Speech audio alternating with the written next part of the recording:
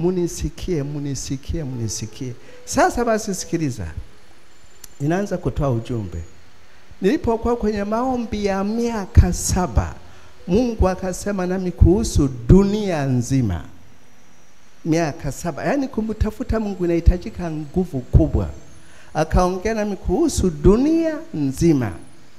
Akaongea kuhusu Kushi, bara la Afrika, na akaongea Tanzania. Mnanisikia? Akaongelea nini? Tanzania. Sikiliza basi. Akasema hivi, agano lake lilianza na mtu mmoja, lilianza na Ibrahimu. Agano la Mungu lilianza na Ibrahimu, mtu mmoja. Agano la Mungu likaenda kwa Isaka.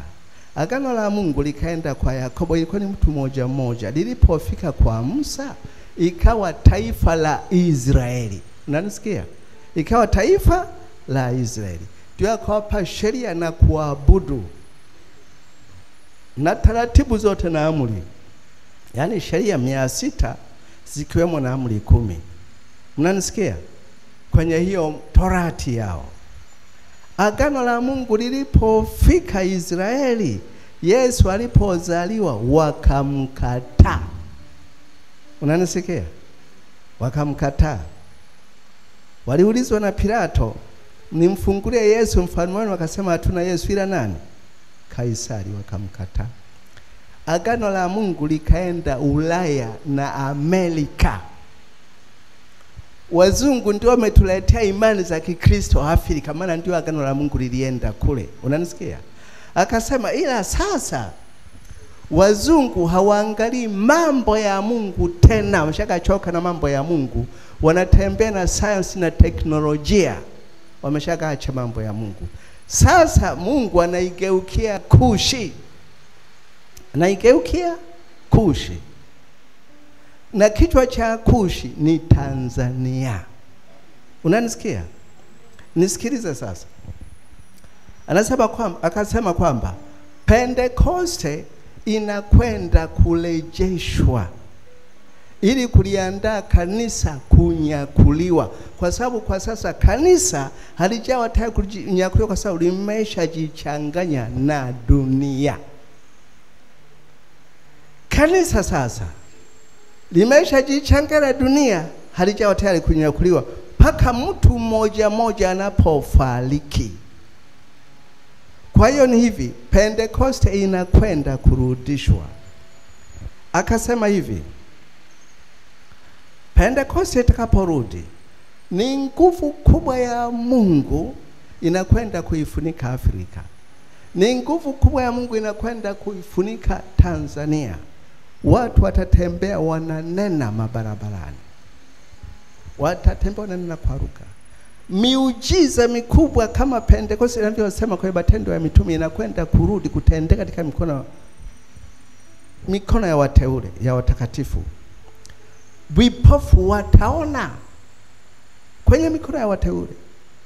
Viziwi watasikia, bubu wataongea, viwete watatembea, wafu watafufuka. Kwamba ni nguvu kubwa mno inakwenda kushuka. Akasema, lakini kanisa langu haliombi. Pentekoste iliposhuka walikuwa wakiomba.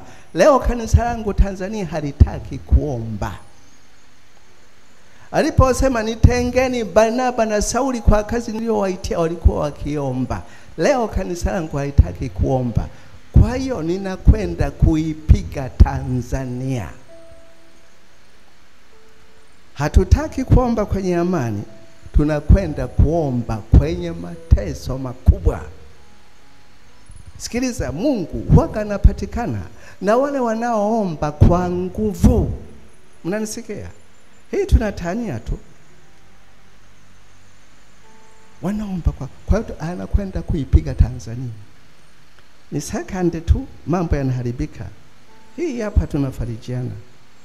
Ni miaka 2 hakuna kuabudu. 2 unalia chakula kipewe, nyumba zimewaka moto. Yaani ukiongea sana serikali inaweza ikakukamata. Maana huko waliniwekea masharti nilipoenda huko Ikulu enzi za Mkapa. Wakasema Mungu wako akikwambia maneno makubwa magumu usiseme ya kuvunja amani. Tutakukamata popote ulipo, maana hapo ulipokuja ndio mwisho wa sheria. Sema mambo mepesi, watu wasiogope, usivunje amani ya raia. Unanisikia? Kwa hiyo wakati tunarahisisha na makanisa yetu maofisa usalama ni kibao. Kama upo basi mikono yangu hii hapa, usihangaike na kwenda polisi, leta pingu yako niweke. Ila kusudi la Mungu ni Tanzania, Mungu aiponye Tanzania.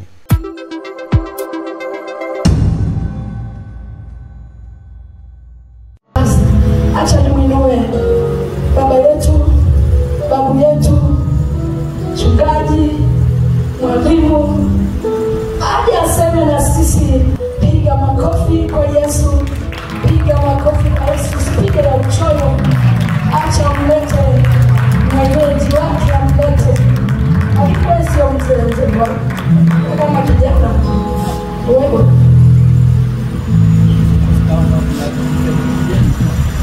Hallelujah. Mzee Herman ni nabii wa miaka mingi tangu Mkapa.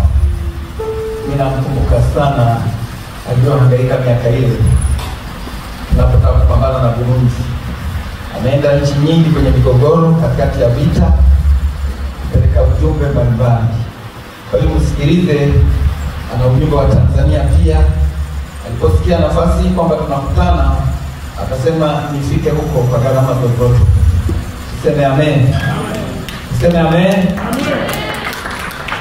Kuna Alex na mtu anafahamu.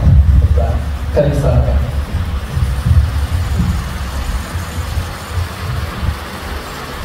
Baba mtakatifu wa Bwana Yesu Kristo, ukatusamehe tena, tusamehe, tutakase.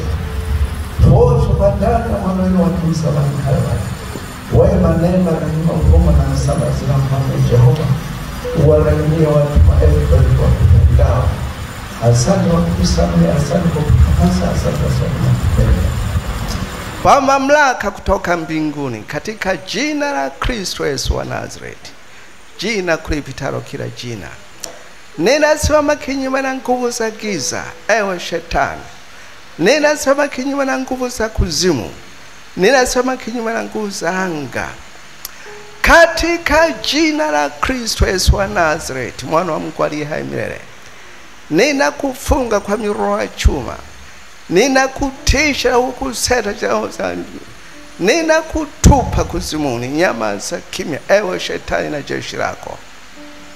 Huna sehemu katika nyumba ya sala, huna sehemu katika makutanikia, huna sehemu katika anga hili, katika jina la Yesu. Pepo wabaya, roho wachafu na nguvu za majini, katika jina la Yesu. Ya nyama za kimya kuzimuni, nguvu za wachawi, wanga wote na warozi, waganga wa kienyeji, ninakushusha kuzimuni katika Yesu. Nyama za, huna sehemu katika ibada hii, huna sehemu katika neno la Mungu.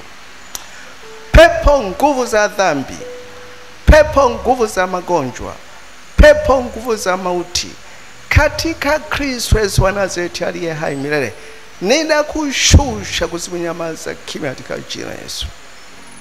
Pepo kiburi cha uzima, pepo kutokuelewa, kutokuamini, kutokutii neno la Mungu, laana ya usingizi, uchovu na kupiga mioyo, nguvu za kuona njaa, shetani, nyamaza kimya kuzimuni, toka kwa watu hawa katika jina la Yesu. Huzuni, majonzi, kujikatia tamaa, ninakutupa kuzimuni. Roho ya shaka na kutokuamini, shuka kuzimuni katika jina la Yesu wa Nazareti aliye hai, katika jina la Yesu. Tamalaki Jehova, mfalme wa amani, mfalme wa utukufu, Mungu mwenye nguvu aliye hai milele, uketi kati ya makerubi maserafi wakiitika utukufu wa jina lako. Tamalaki. Wema, neema, rehema, huruma, msamaha, ishara, miujiza na mfalme Jehova, ukuu, nguvu, utukufu, utakatifu, ukamilifu, uaminifu, wokovu, karibu, nuru, hukumu, maajabu zina mfalme Mungu uliyeko, Mungu uliyekweko, Mungu utakayekuja, wa kwanza na wa mwisho, Alfa na Omega, Mungu wa roho za wote wenye moyo ulio hai, Mungu wa roho za wanabii, Mungu wa Ibrahimu, Mungu wa Isaka, Mungu wa Yakobo. Gusa mioyo ya watu wako, ondoa huzuni, ondoa kujikatia tamaa, ondoa kusononeka, ondoa kiburi cha uzima, ondoa kutoka, wape kweli, wape kuamini na kutii, Leka tukuzo jira kulitie nguvu, nitie nguvu. Shetani wakusema katika masikio na kupotosha ujumbe wa Mungu hana sehemu. Shetani wakusema katika kinywa na kupotosha na Mungu hana sehemu katika watu wako. Jifunue mwenyewe, tufunike chini ya uvuli wa mbawa zako. Tuishe sisi ni wako, unatupenda upeo, ulitununua kwa damu ya mwana ilimwagika msalabani Kalvari. Unatupenda pamoja nasi. Macho yako kimbia ulimwenguni mote, rujuonyesha kwamba mwenye nguvu kwa ajili yao tuyakamilika moyo kuelekea kwako. Na mnatupenda milele mtakatifu. Wewe Mungu ni kivuli wakati wa hali. Wewe ni chakula cha uzima kwake mwenye njaa, ni maji yaliyo hai, mkuu wa uzima, mkuu wa mashauri. Baba ni kiongozi katika njia tupasao kuiendea. Tunakupenda kwa sababu unatupenda upeo. Mfalme, wewe ni mwamba wetu, wewe ni ngao yetu, wewe ni ngome, mara pa kukimbilia wakati wa tufani. Tunakupenda kwa sababu sisi ni wako. Asante kwa sababu unatupenda, unatujali. Rehema na kweli zina mfalme wa amani. Katika jina la Kristo Yesu mkuu wa uzima aliye hai milele. Amina. Amen. Amen. Neema na amani ya Bwana wetu Yesu Kristo na nyote. Amina, amina. Bwana Yesu asifiwe. Mbarikiwe na Bwana wazidishe neema. Ninaitwa mchungaji Herman Andrea. Niko Geita, ila sasa sauti yangu ni kama binti. Sikujaliwa na sauti zile nzito, ila mama ndio na sauti nzito. Bwana wabariki. Nakumbuka miaka ya nyuma sio alikuwa naona aibu. Maana yana sauti nzito, mimi ni nyepesi. Kaza kuomba Mungu, mume wangu mpe sauti ya bass kama wanaume wengine. Nilishangaa mno. Nikamwambia mimi sio bubu. Ningekuwa bubu ndio ungeniombea niwe na sauti, nitoe sauti. Sasa mimi naongea. Amina. Bwana wabariki. Nilinyoa nywele mara ya mwisho mwezi wa 4 mwaka 84. Mungu akaponya nywele zangu. Amina. Miaka 41 sijanyoa. Nilikuwa na wale wenye unaenda saluni za zamani za mkasi, siku ngapi nywele hivyo. Nikafundishwa neno. Wakati huo tulikuta injili. Amina. Nimempokea Yesu mwaka 77, nilikuwa Buguruni. Nikakutana na injili pale, ni zamani kidogo. Nilianza huduma mwaka 81. Bwana wabariki. Sasa hiki ni kibali, mwenye kiti wa CPCT wilaya aliona vibali. Hiki ni cha CPCT Tanzania nzima. Nimekubalika Tanzania nzima. Mnanisikia? Na nakala wanazo. Wakanafanya makongamano ya maaskofu na wachungaji wa umoja wa Kipentekoste. Wengi mno hapa mnacheza tu. Na mwezi wa 6 nilikuwa Mbeya. Wengi. Paka nimeingia Anglican, nimeingia Lutheran. Nafanya kama kongamano makubwa. Nakumbuka wakati mmoja nimai kuitwa kwenye misikiti ya Wahindi, utaweza kuamini. Wahindi watupu hapa ni wachache. Na wanaabudu miungu na masanamu. Nilisema Mungu wangu nisaidie kwa ajili ya watu hao. Nimewahi kufika kwenye makanisa ya wazungu watupu, juu na chini wazungu watupu. Unanisikia? Nimezunguka. Hii Rwanda nimeenda mara 2. Mara ya kwanza tukaenda watu 3 kwenye ile vita yao. Vita ilianza 94, ilianza 92 kamalizika 94, ilichukua miaka 2. 96 wakaanza kurudi kwao.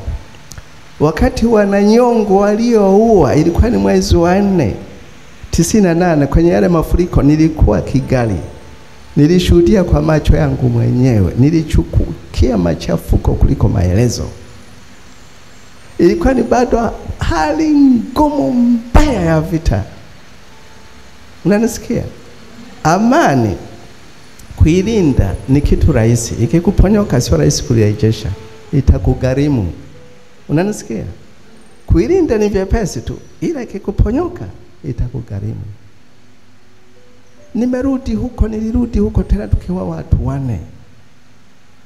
Nikawaambia serikali yenu inakuja kufunga makanisa, Mungu amenituma hilo. Nilizunguka mpaka sehemu moja nikakaribishwa na askofu Mroma. Niende kwenye misheni ya Roma. Nikasema leo hapa nina wenzangu wane, kwa vile nakwenda kunyweshwa na pombe. Walikuwa mapadri wengi, alafu na masista pale. Wale watu wanaabudu masanamu, ila wakanipokea, wakatupokea na wenzangu.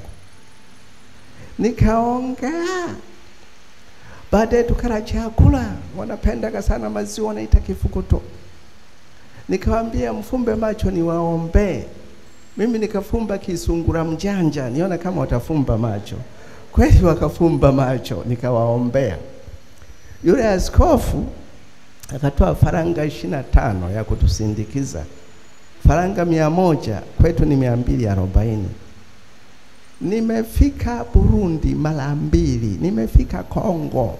Huko anakopigana huko, unawaambia Kiswahili cha Kongo kibaya, na unakutana majanga sababu hakuna dini yangu huko. Ni wewe na Yesu na vibali vya maaskofu. Hujui utafikia wapi, utarudije. Ila kwa naenda na watu. Nimefika Zimbabwe, kwa bahati tuna kiando hapa, tulienda naye Zimbabwe tukiwa 3. Kwenda kuiombea na kuzungusha ujumbe kutana na CPCT nchi yao. Siku 50 za maombi ya masaa 12 tukapokelewa na profesa mmoja. Amina. Nimeenda Zimbabwe mara 2, nimeenda Botswana, mji wa Francis Town wa kwa ukubwa, alafu na Gaborone yenyewe. Amina. Nimeenda Lusaka, Ethiopia, Addis Ababa nimefika, mpaka Nigeria. Amina. Nishakachoka na maombi. Nimewahi kukaa mlimani mwaka 91 hadi 95 mwezi wa 8. Washirika wakanijengea kibanda cha nyasi, na mlango ni wa nyasi, nikaweka mkeka. Ninabeba Tanzania na kanisa, mwili wa Kristo sio dhehebu. Paka serikali ya kijiji walienda kushtaki polisi. Polisi wakaja na bunduki. Walipoambia mtu amekatalia milimani, wakajua ni jambazi. Unanisikia? Ila mtendaji wa kata akasema hapana, ni maaskofu wake wamemuizinisha. Wanakijiji wakasema akiliwa na fisi, sasa tutamshtaki askofu wake kulala huko, maana ndiye aliyemuizinisha. Kweli kuna saumu ngumu, hiyo ilikuwa ni ngumu kuliko maelezo. Familia niliacha mpaka Mungu amesema. Kwa hiyo nimewahi kuzungusha ujumbe mwingine wa taifa mwaka 93. Kanisa liombe. Wakati ule tulikuwa bado makanisa ya kirokole machache, ila watu walikuwa na mwitikio wa kuomba. Mwaka 93 mwezi wa 4 kwenye ile Ijumaa Kuu, kulikuwa na chama cha Kiislamu kinaitwa Balukta cha Shehe Yahya. Kilipigwa, ilikuwa ni enzi za Mwinyi, kilipigwa marufuku. Walipovunja mabucha ya nguruwe hapo Dar es Salaam, Mwanza na Kigoma, maandamano yao yote ya Mwembe Chai, nilikuwa Dar es Salaam. Watu walikuwa wanaomba, na penye uharibifu enzi za awamu ya pili, makanisa yaliwaka moto. Unanisikia? 39 ikiwa na shule ya high school ya Shauri Tanga kule Moshi. Tunapoomba ndipo tunazuia uharibifu. Shetani waka anakusudia mabaya juu yetu. Amina. Unanisikia? Mungu ametupa Tanzania, tuilinde. Mnanisikia? Ndio bustani ya Eden, hakutupa Kenya. Basi hata huyu Mwasumbi alikuwa hapa jana, alisema alipofukuzwa na dini yake, nilitumwa alipofukuzwa na dini yake. Nikaambiwa na mkamtafuta mtu mmoja Dar es Salaam atakupeleka kwake. Nilikuwa simjui wala hanijui. Alikuwa amenyong'onyea, amekata tamaa. Alikuwa jana hapa naona alishuhudia, alielezea na amekata tamaa. Nimeenda kwake mara ya 3, mara ya mwisho mwaka 2001, mara ya mwisho. Leo ndio huduma iliyopo. Mnanisikia? Kwa hiyo 97 nikazungusha ujumbe, na yeye alikuwa nje anasema Tanzania itubu, mimi nilikuwa makanisani. Burundi ilitaka kupigana na Tanzania. Burundi ni nchi ndogo tu kama mkoa mmoja wa Tanzania, lakini ilijiandaa kupigana nini na Tanzania. Na penyewe tuliomba, vurugu ilikuwepo kidogo mpakani kule Kasulu, walirushana mizinga pamoja na ngara mpaka askari wa Tanzania wakaingia kwenye ardhi ya Burundi. Lakini kwa sababu tuliomba, ikafanyaje? Ikaisha. Kuna wakati tena enzi za awamu ya 4, Mrisho Kikwete alikuwa mwanajeshi, wakakosana na Kagame, wakarushiana maneno, na penyewe kidogo zipigwe kidogo zipigwe, si wote wanajeshi. Kwa hiyo basi washauri wake wakimwambia, ukipigana na Rwanda unapigana pamoja na Uganda pamoja na Malawi, kwa sababu Malawi mpaka hivi sasa waga inadai ziwa Nyasa ni lao. Mna taarifa hiyo? Maombi hubadilisha milima. Unanisikia? Mnanielewa? Lakini kwa hiyo nilizunguka hiyo awamu ya 4, rais akawafukuza Wanyarwanda 400,000 wakafukuzwa na Waganda, na Wamalawi wengine 50 wakafukuzwa, na sisi wa Tanzania na Wakenya wakafukuzwa 1600 mpaka na Geita yangu kule walisakwa, na sisi tukatimuliwa huko wapi? Msumbiji 1600. Bwana asifiwe. Nimezungusha jumbe, hamkuiona corona. Nilizunguka mpaka Zanzibar, mpaka Tanga, mpaka Mtwara, mpaka Lindi. Jamani, kuna kuja janga baya ambalo hamjalio zaidi ya kipindupindu. Ndio maana hamkuiona lockdown. Waliokuwa ni wachache, na sio kwamba hawakufariki, ni wachache, ila watu waliomba. Mnanisikia? Nina kibali cha mataifa 10 ya Afrika hapa. Nina kibali cha dini yangu nilikotokea hiki hapa kwa askofu mkuu. Kwa hiyo nikisimama, usiponielewa utabaki peke yako.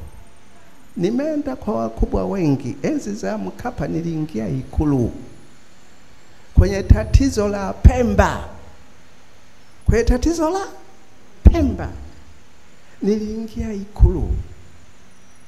Dini yangu alikuwa ni mzee Krora, alipopiga, mnamfahamu, tunamfahamu. Walikusanyika maaskofu wote wa dini yangu. Ameingiaje huko?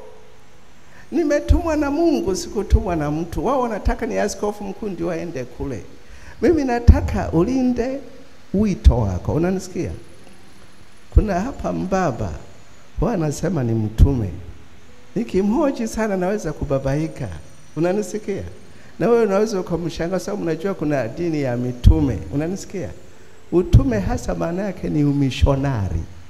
Unanisikia? Sio kwamba Biblia imesema ndio wazungu tu wawe wamishonari, hapana. Kama wewe utakuja uniambia siku moja umetumwa kwenda India, tutakwambia wewe ni kibaka, toka hapo, nataka kutuimbia. Kumbe ni wito. Unanisikia? Ni nini? Ni wito. Unanisikia? Kama mtajua kwamba Mungu anakuandaa nini, uitendee kazi, itakuwa heshima kwake. Mbingu itajitukuza. Niko kijijini kule Geita, sehemu inaitwa Mkolani tu. Nimepanda ndege zaidi ya safari 51. Ila niko kijijini. Kweli ni neema ya ajabu kabisa na unitumia Mungu. Niko mbaji, wale waombaji sana. Kwa hiyo nilipotoka mlimani nikapumzika, zile siku 7 kavu nimepiga mara nyingi mno, 5 kavu mara nyingi. Kulala kanisani kama humu miezi 6, siku 183 umo kanisani, miezi 6. Unakula chakula kidogo tu usiku. Siku 45 za uji kidogo tu kanisani bila maji. Siku 50 unamtafuta Mungu, za uji kidogo bila maji kanisani. Saumu nyingine ilikuwa ni ya siku 2556, miaka 7, masaa 12. Mwaka 1000 ilikuwa ni 2002 mpaka 2009, miaka 7. Wapiga picha wakawa wananikimbia, nilibaki mifupa mitupu, nilikuwa natembea na pepesuka ninaanguka. Ninaibeba Tanzania. Unanisikia? Unanielewa? Na mwili wa Kristo sio dhehebu wa cha Mungu. Amina. Kwa hiyo wakati ninakuja na Tanzania huku Dar es Salaam kuomba, tena yalipokuwa makao makuu ndio nimekuja sana. Wakati mwingine siku 40 umejifungia hapa, siku 21 hapa, mtu anakatia tiketi ya ndege kwenda na kurudi. Wakati ninakuja Dodoma nimeenda mara nyingi. Bwana asifiwe. Huduma sana nilionayo ni maombi na kupeleka jumbe, japokuwa kule nina kanisa, nina mama. Amina. Mungu ametuheshimu kwenye dini yangu ninayotumikia. Mama ni kiongozi, ni mkurugenzi wa kina mama idara za makanisani mikoa 3 ikiwemo na wilaya ya Sengerema. Yaani mkoa wa Shinyanga, kwa Geita na Kagera, zaidi ya makanisa 1000, ila tunaishi kijijini. Amina. Bwana wabariki. Unisikilize, unanisikia? Ninakwenda kuongea mambo magumu kidogo, ila unisikie. Amina. Somo letu itakuwa jinsi gani kijana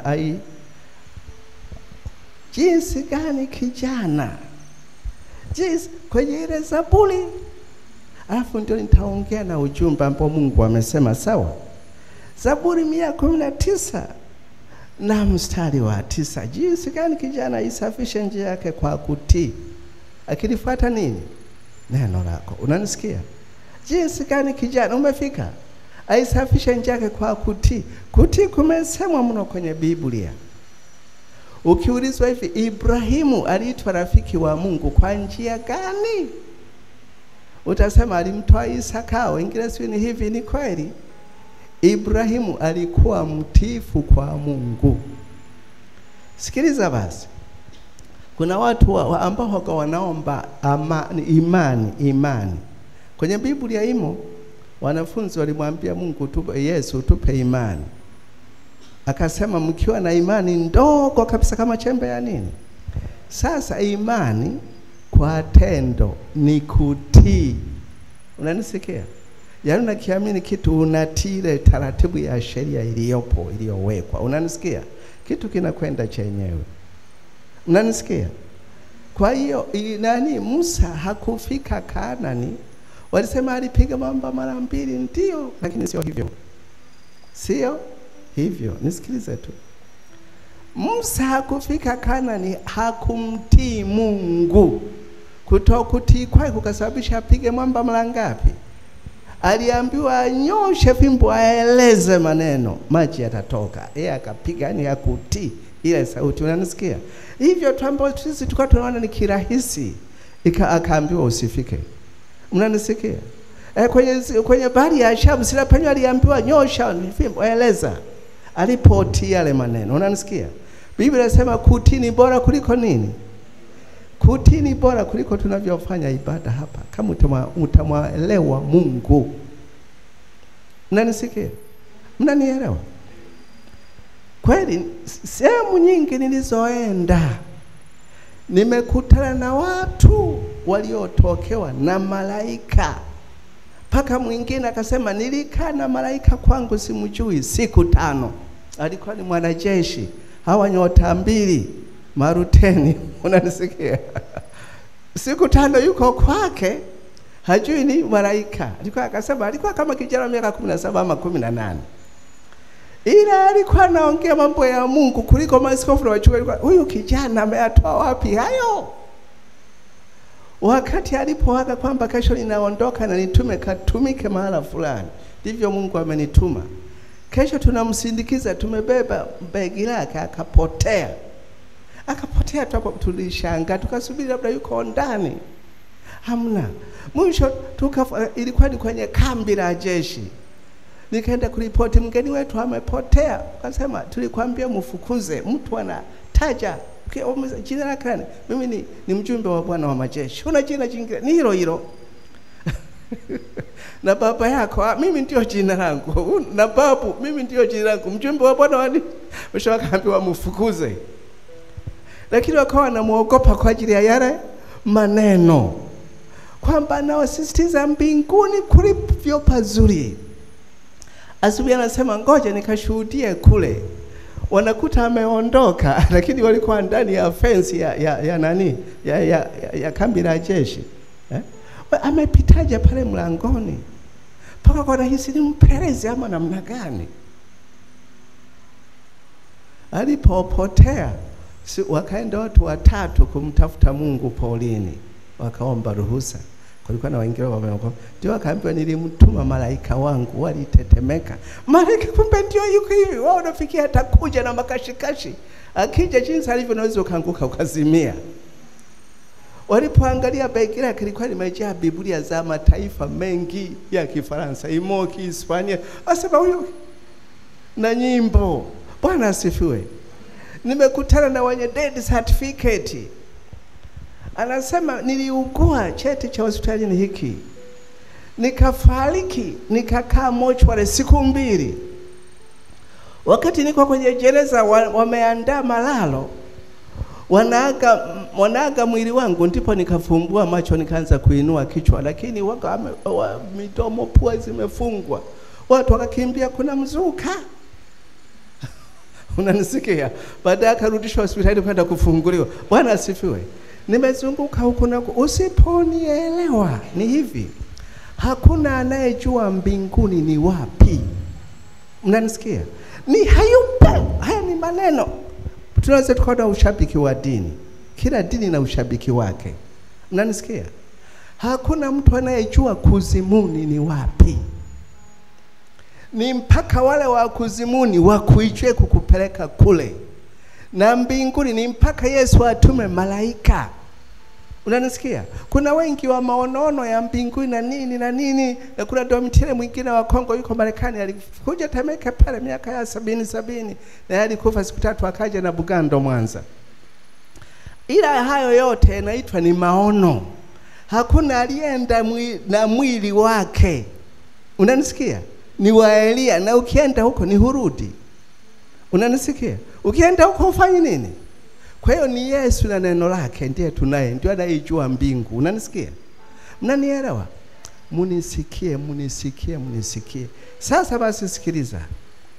Ninaanza kutoa ujumbe. Nilipokuwa kwenye maombi ya miaka 7,